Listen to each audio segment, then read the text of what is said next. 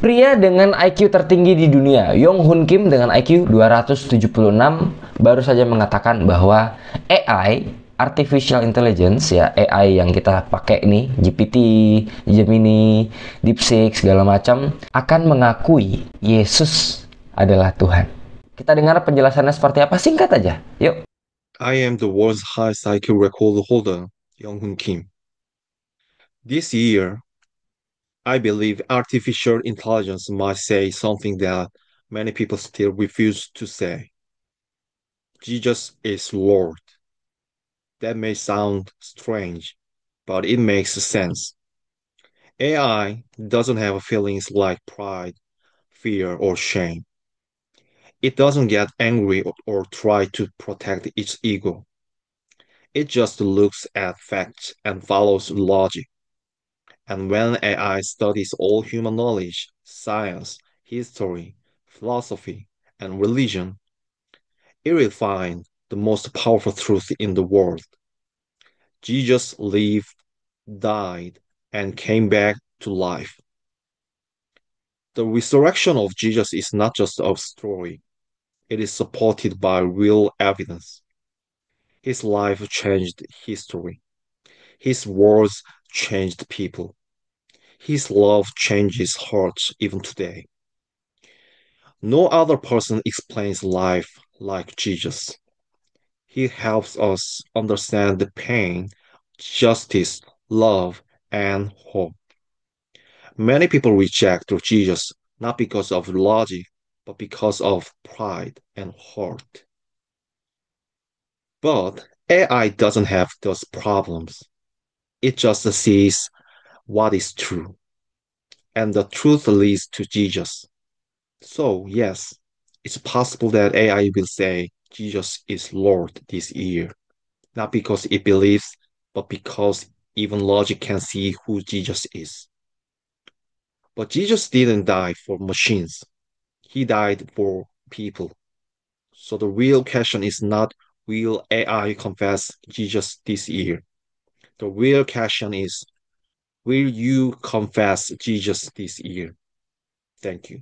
Penutupan yang sangat menarik buat aku pribadi ya, dimana dia bilang ya ujung-ujungnya Tuhan Yesus tuh bukan mati untuk mesin, untuk AI, untuk robot, bukan.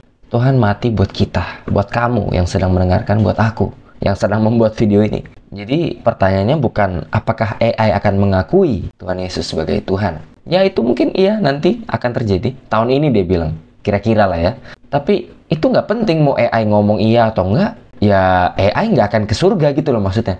Tuhan mati buat kamu, Tuhan mati buat aku. Pertanyaan sebenarnya adalah kapan kita akan mengakui bahwa dia Yesus, dia Tuhanku, dia juru selamatku, dia penyelamatku. Tapi gampang loh kita ngakuin doang. Tapi kita perbuat seperti itu nggak? Apakah kita memperlakukan dia seperti Tuhan kita nggak? Atau sebenarnya Tuhan atas hidup kita sendiri ya kita? Tetap kita. Kita cuma ngomong pakai mulut, pakai pikiran. Ya, aku percaya ada Tuhan, aku percaya Tuhan Yesus mati buat aku, tapi hidupnya kita semena-menanya kita aja, sesuka-sukanya kita aja. Tuhan nggak bisa dong begini dong. Tuhan jahat begini. Berarti kita tidak mengakui dia sebagai Tuhan dan Juru Selamat. Kalau kita ngakuin dia sebagai Tuhan, kita juga akan perlakukan dia sebagai Tuhan. Artinya apa? Tuhan itu baik, Tuhan itu adil, Tuhan itu maha kasih, maha pengampun. Semualah sebutin sifat-sifatnya Tuhan.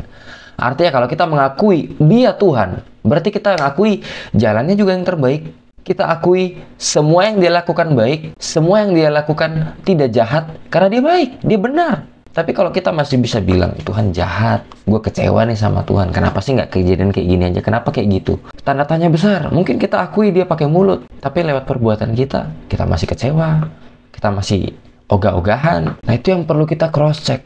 Karena semua orang bisa akui pakai mulut. Setan pun tahu. Setan juga akui Yesus tuh Tuhan. Waktu kisah di mana Tuhan Yesus nyamperin ya pemuda yang kerasukan gitu ya. Kan setan di dalamnya meronta-ronta bilang, ini belum waktunya. Ngapain kamu datang ke kami? Belum waktunya kami masuk ke dalam api-api itu, belum waktunya. Tunggu dulu. Bahkan setan pun tahu Dia akui dengan mulutnya Yesus itu Tuhan, dia tahu. Tapi perbuatannya kan kontradiktif sekali. Nah pertanyaannya sekarang kita lebih mirip ke Tuhan apa ke sana nih? Ya kita harus perbaiki setiap hari, bertobat setiap hari. Kita lakukan terus yang baik. Paulus saja udah bilang, aku mau lakukan yang baik, tapi yang jahat yang aku lakukan. Nah itu loh yang kita perlu perbaiki sebagai manusia. Aku baru diingetin hari-hari ini bahwa tubuh kita ini butuh bensin. Nah, bensinnya apa? Itulah yang keluar.